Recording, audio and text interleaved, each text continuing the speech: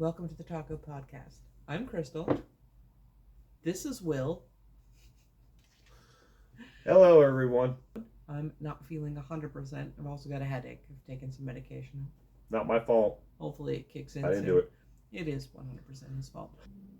That I feel we probably don't talk about enough as a culture. I've been struggling with depression for the last couple of weeks. I've had. She's lying to you right off the bat. She has been dealing with depression for quite some time, a lot longer than a couple of weeks. She has been trying to deal with it the last couple of weeks. No, this is probably true. Yeah. So I've had depression since I was in high school. Didn't realize at the time, what was going on. There would be months at a time where I wouldn't do my favorite activities. I wouldn't engage in my hobbies. Just existing seemed to be a struggle. I wouldn't talk to my friends. People thought I was ghosting them. And of course, later on, and you're a teenager, right? Everything is hot or cold. Well, later on you start talking to other people and you realize that this isn't normal. Normal people don't go months without enjoying life. That's not just being a teenager. That's, a problem. As many of you know, I studied psychology when I was younger, out of high school. My original path was geared up towards biopharmacology, and I moved out of that into environmental psychology. But I learned more about the process, was better able to recognize when certain things were happening. But in my particular case, my depressive episodes come on slowly, so I don't usually notice what's happening until I'm already in the midst of them. I start calling off engagements because I'm just not feeling well, not feeling up to it. And I am rather introverted, so we're walking a balance between, what's just me being an introverted person whose social battery is worn out, and what is me beginning to enter a depressive phase. Sometimes we don't tell. Like, Will here, says that I've been depressed for quite a while, and probably have been. But I'm trying to take active steps to work through this. And what it means to be in a depressive episode is different for each individual person.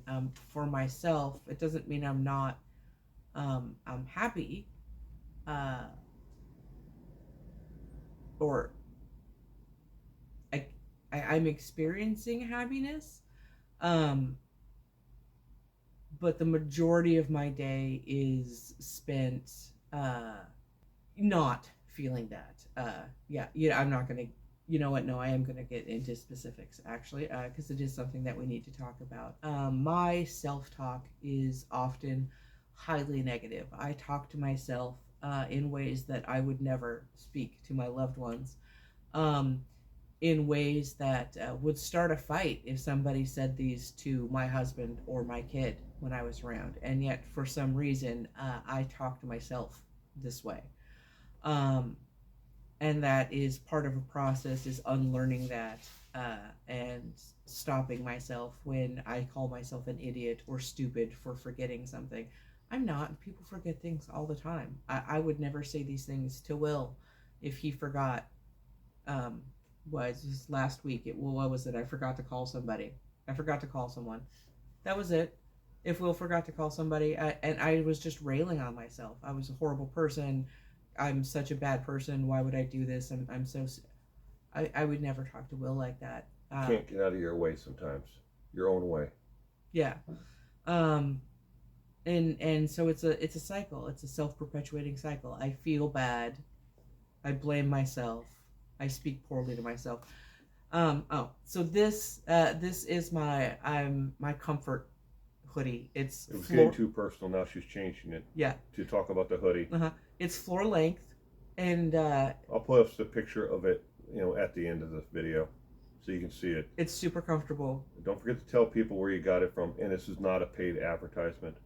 So I got it from a place called Temu. I don't actually purchase from them anymore because I found out. I wouldn't suggest it either. Yes, I found out recently that many of the sellers, it's a hosting platform, but many of the sellers use Uyghur slave labor in their manufacturing process. They tell people what a Uyghur is. The Uyghurs are an ethnic group in China that have been subject to genocide attempts by the Chinese government. Exploitation of these people is overlooked by the Chinese government, if not even encouraged. And so when I found out that many of the sellers on Temu use Uyghur slave labor, I stopped buying from them because I can't weed out who's selling on there does and who doesn't, so it's safest to just not use them. The UN actually published what they believe is a percentage of all products that are on the Temu website. Is close to 70% of all of the products are made by slave labor. So go ahead and shop Temu if you want, but that we won't. And that's not to condemn anybody who has. Like I said, that's where I got this. For some reason, I just think that Temu's not going to be sponsoring us. I don't think ever. We're going to be getting a paid sponsorship. I don't think we're going to. But go back to your depression. So we have a problem with mental health in our country. Yeah. We have a tendency to stigmatize mental health and people who struggle with mental health. We have decades ago we went through what they called the deinstitutionalization movement. We had a lot of people who were being held against their will in psychiatric institutions for no good reason. But we threw out the baby with the bathwater. The answer to this was they simply shut down those facilities and essentially opened the doors and then shooed everybody out. Many of these people without being given a safety net. They had been in there for decades. Yeah. Anyways, the pendulum swung so far the other direction. Mental health really has not been prioritized in our country, and it needs to be. And part of that process is talking about mental health and normalizing our struggles. Like I said, I have been suffering from depression since I was a teenager. And this particular episode is possibly one of the worst that I've had. And when I finally decided I'm not handling this on my own, I need to talk to a professional, potentially get medication. Well, they'll be able to get me in mid-January. Hey, that is all you gotta do is survive until mid-January until they decide they can get you in. Yay! And we're not trying to make light of it. She's actually in our area extremely lucky to be able to get in that soon. Because mental health services, in our area, you can find 50 medical doctors, but you can find maybe one psychologist. You're lucky if you can find that one who's not already overworked, and completely themselves trying to deal with their own lives. The other downside is the counseling services that people can find are faith-based. And now I want to preface what I'm about to say with the fact that I'm not going to be dogging on faith-based counselors as a concept. What I'm specifically referencing is the regulations. There are none. Yeah.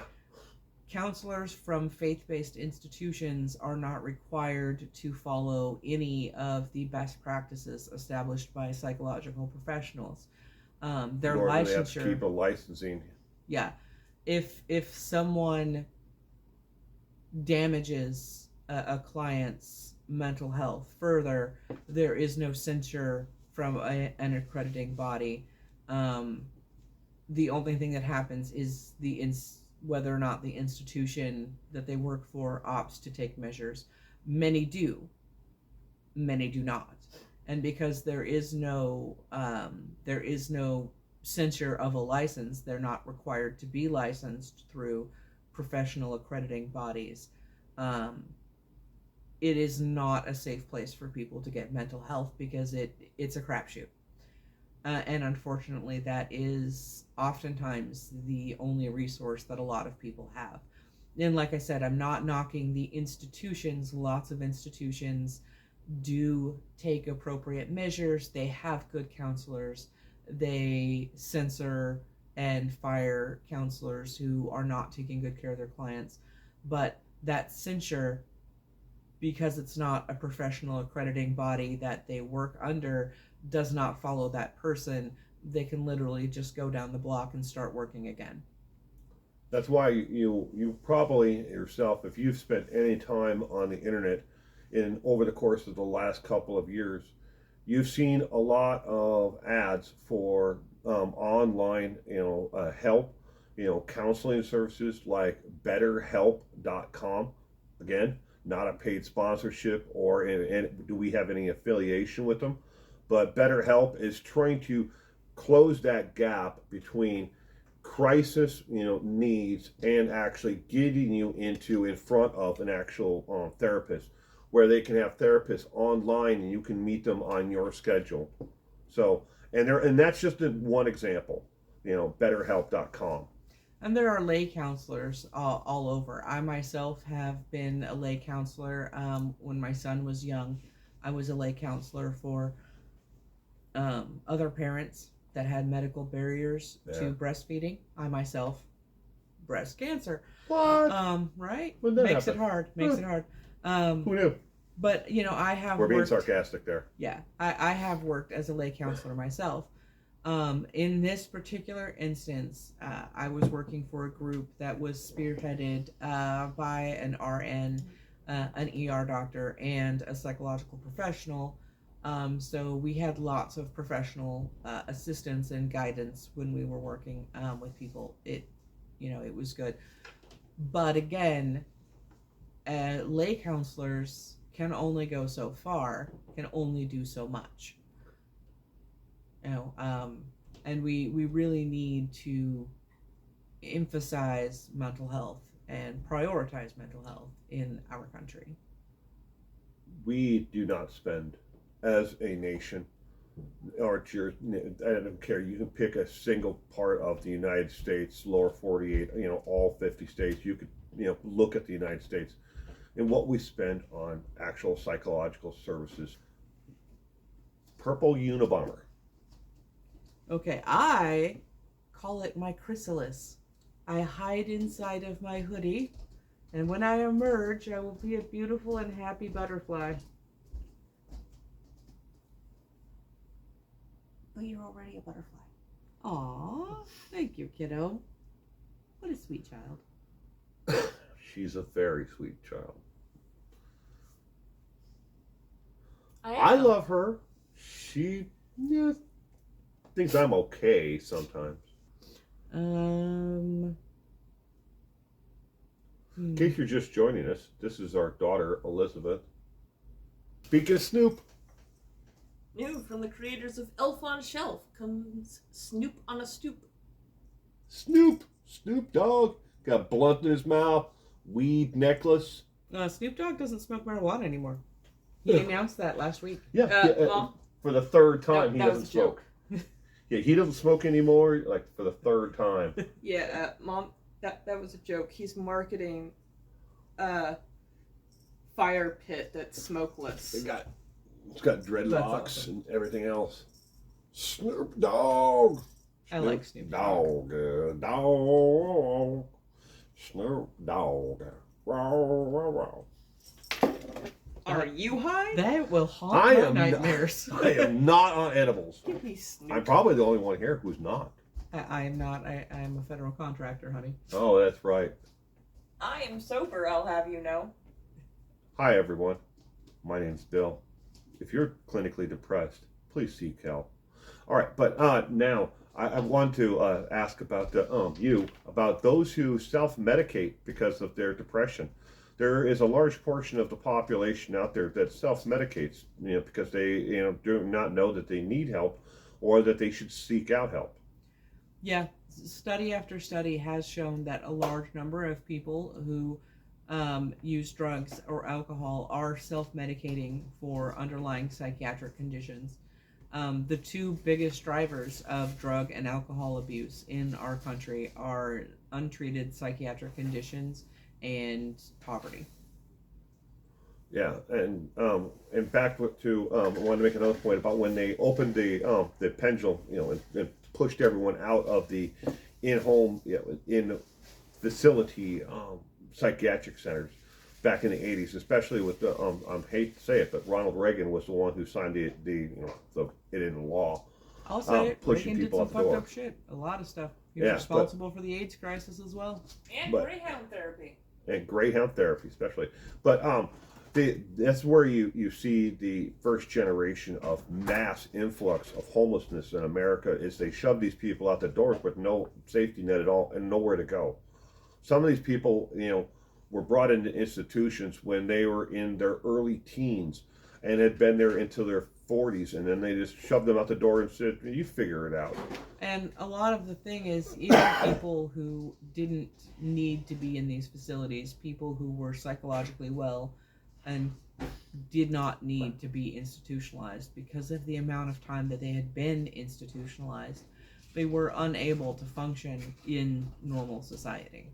The largest in-house psychiatric system we have in America is the American incarceration system. From county, city jails, state prisons, federal prisons, they are the largest, in-house psychiatric center in America. We have turned over and turned our backs on so many people who need help, who have reached out for help, but can't get the help. Case in point, she can't get the assistance that she needs until Mid-January. mid-January. And she's, like I said, she's lucky that she's even to get one then. And these people are out there with, think about it for yourself. If you had so much going on in here, not just depression, but maybe, something else on top of it all, you add all that together, self-medication, because you're trying to, deal with your life, and everything else that's going on around you, you might commit, a small offense. Maybe it's public intoxication. Maybe it's like, you do something dumb, like get behind the wheel of a car, something you normally wouldn't do, but you're not thinking right to begin with. And we just said, you know what? The for-profit justice system will figure out a way to take care of you. And we'll house you. And we'll make sure we medicate you. But once you get back out of the system and they open that door of the jail, all medication and everything else is off. They don't hand you a pill bottle when you walk out that door and say, "Here, just take these every day," to make sure that you're okay. And that's sad.